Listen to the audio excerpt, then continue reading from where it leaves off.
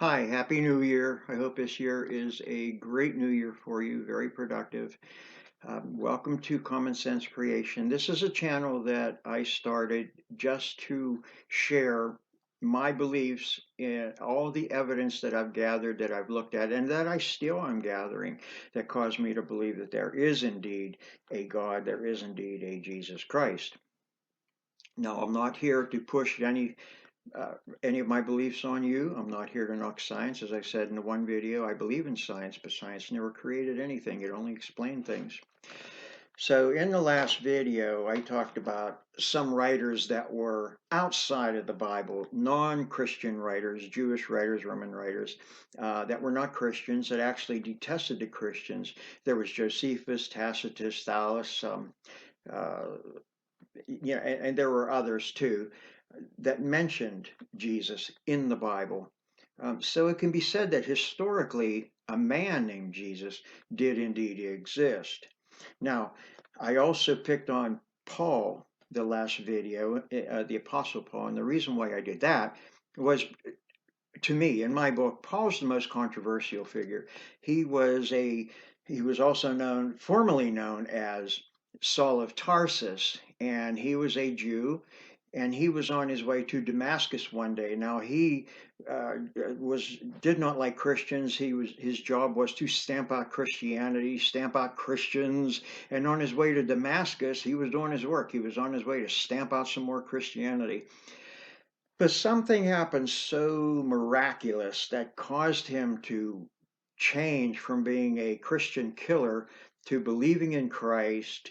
And despite being shipwrecked, flogged, beaten, imprisoned, rejected, he's never wavered. And he was executed for his beliefs in the year 64, which, by the way, was the same year that Rome burned. And Nero blamed the Christians for Rome's fire. Now, if there was no Christ, there'd be no Christians, because why would you start a sect of people that believed in somebody who did not exist? Now, um, and also why Paul is because he wrote much of the New Testament. So it's been said that the New Testament has been written so far after Christ's crucifixion, it could not possibly be accurate.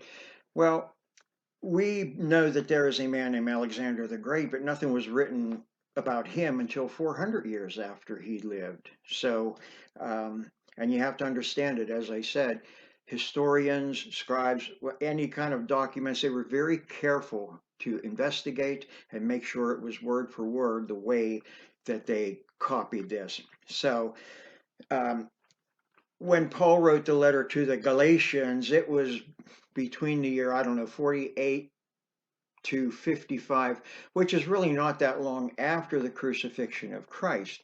Now, another book where Paul mentions Jesus is 1 Corinthians, the first book of Corinthians, where Paul says that Jesus appeared to over 500 people, many of which are still alive, although some did go to sleep, died, but many are still alive. So these people also attest.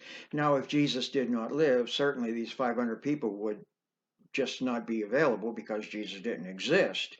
Okay, so uh, again, there was a man named Jesus, and he rose again from the dead, obviously, because these people were not dumb people. If somebody looked like Jesus, they would know right straight through it. I lost friends, and if somebody says that so and so was still alive, and I went to see him, I would know that it was not him. So I firmly believe that yes, there is a Jesus Christ. Yes, he did rise from the dead. Now, excuse me. I'd like to also jump backwards a little bit to the crucifixion. You read Anybody who has read the New Testament know that whenever Christ was crucified, it was about in the year 33 AD. And the crucifixion, it's said that whenever Christ finally died, that there was an earthquake, and about noon to 3, there was an eclipse of the sun, a darkening of the earth. Now, yes, NASA even confirms that there was an eclipse in the year 33, But the moon was nowhere near that area. There could not have been an eclipse of the earth, but yet the sun darkened, and this is attested to by many people, including non-Christian writers. So the darkening of the earth, and then when Christ breathed his last, gave up his spirit, the earth quaked violently. Now it's documented in governmental scientific journals that there was indeed an earthquake in the year 33 AD. Um, Now, I'm going to close with just that. But the point I'm making is this is evidence. People who have says, can you prove that God exists? Well, I can give you evidence that he exists. And you got to weigh the evidence out, and does it make sense? He exists, he doesn't exist. There's so much evidence, so much evidence. And I suspect I'll be making many, many more videos because I'm still learning some of this evidence. I already believe, but I am learning some of this evidence, and I would like to pass it on in the hopes that you find him. If you search for him, you will find him. If you earnestly search for him, you will find him. And I mean earnestly. Go after him historically. Look at science, how the human body works. Look at the history in those days, like I says, the eclipse of the sun and the earthquake. Look at all of the evidence and then make your decision. If you had, like I said in the past video, if you had a bucket of gold somewhere on your 40-acre farm buried, you would turn over every ounce of dirt to find the gold coins. So would I. So when you search for God, when you search for Christ, do it earnestly. Search, search, search, and you'll find him. In the meantime, I hope you have a very blessed new year this year, and may God bless you, and I'll see you again.